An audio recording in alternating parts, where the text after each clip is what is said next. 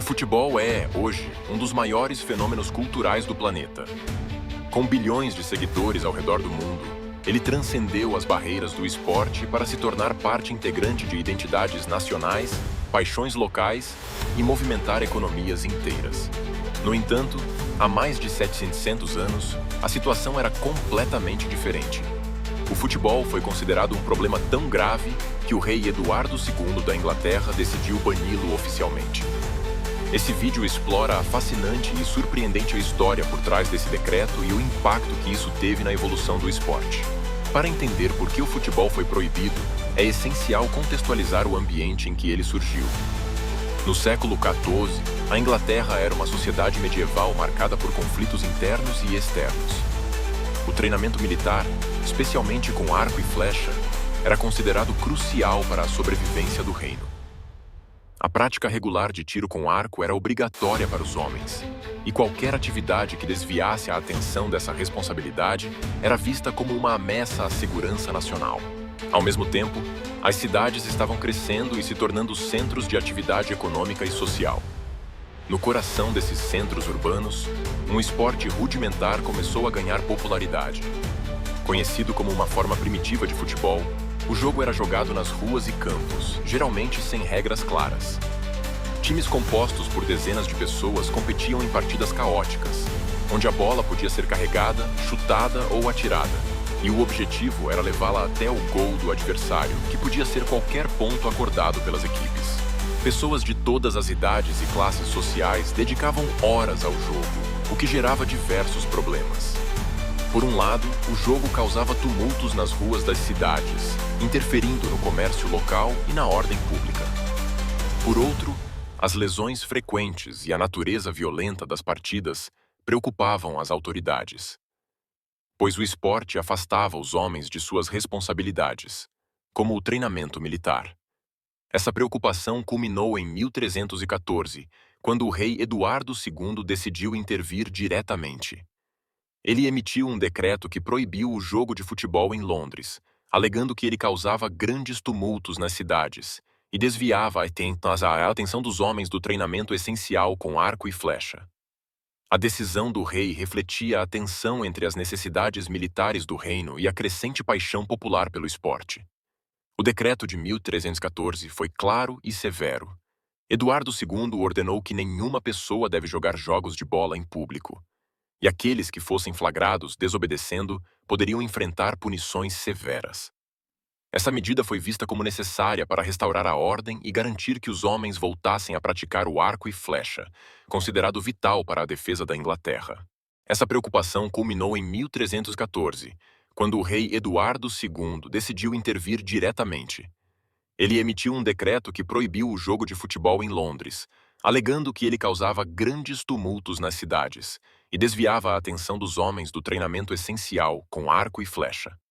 A decisão do rei refletia a tensão entre as necessidades militares do reino e a crescente paixão popular pelo esporte. O decreto de 1314 foi claro e severo. Eduardo II ordenou que nenhuma pessoa deve jogar jogos de bola em público, e aqueles que fossem flagrados desobedecendo poderiam enfrentar punições severas. Essa medida foi vista como necessária para restaurar a ordem e garantir que os homens voltassem a praticar o arco e flecha, considerado vital para a defesa da Inglaterra. No entanto, o decreto não teve o efeito desejado. Apesar das ameaças de punição, o futebol continuou sendo jogado, muitas vezes de forma clandestina. A paixão pelo esporte era tão grande que as pessoas encontravam maneiras de driblar as autoridades, organizando jogos em lugares remotos ou disfarçando as partidas como outras atividades. Outros monarcas seguiram os passos de Eduardo II, emitindo decretos semelhantes ao longo dos séculos seguintes. Henrique IV, Henrique V e Henrique VIII também proibiram o futebol em várias ocasiões, cada um citando razões semelhantes: tumultos, desordem pública e distração das obrigações militares. Ainda assim, o esporte persistiu, demonstrando a força de sua popularidade entre o povo. Embora o futebol tenha enfrentado repressão durante vários séculos, ele nunca desapareceu completamente. A paixão das pessoas pelo esporte garantiu sua sobrevivência. Ao longo do tempo, o futebol começou a se transformar.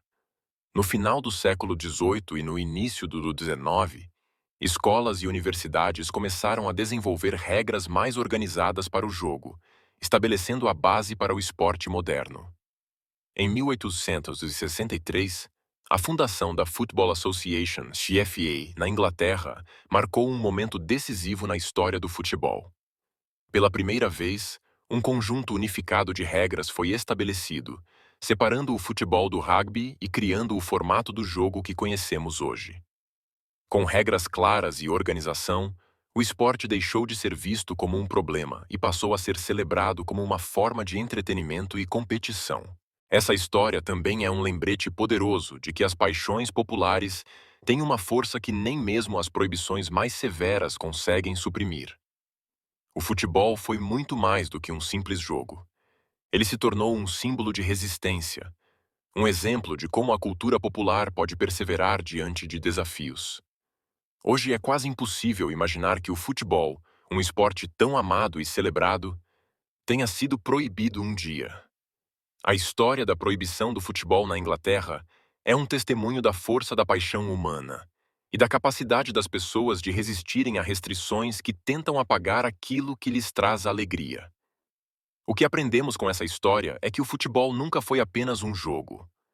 Ele é um reflexo do desejo humano de conectar, competir e celebrar.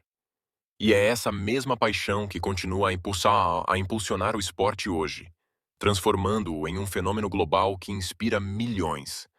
Que essa história nos lembre de que, mesmo diante de adversidades, aquilo que verdadeiramente amamos tem o poder de resistir e florescer. Assim como o futebol, que enfrentou proibições e desafios ao longo dos séculos, também podemos aplicar essa lição às nossas vidas.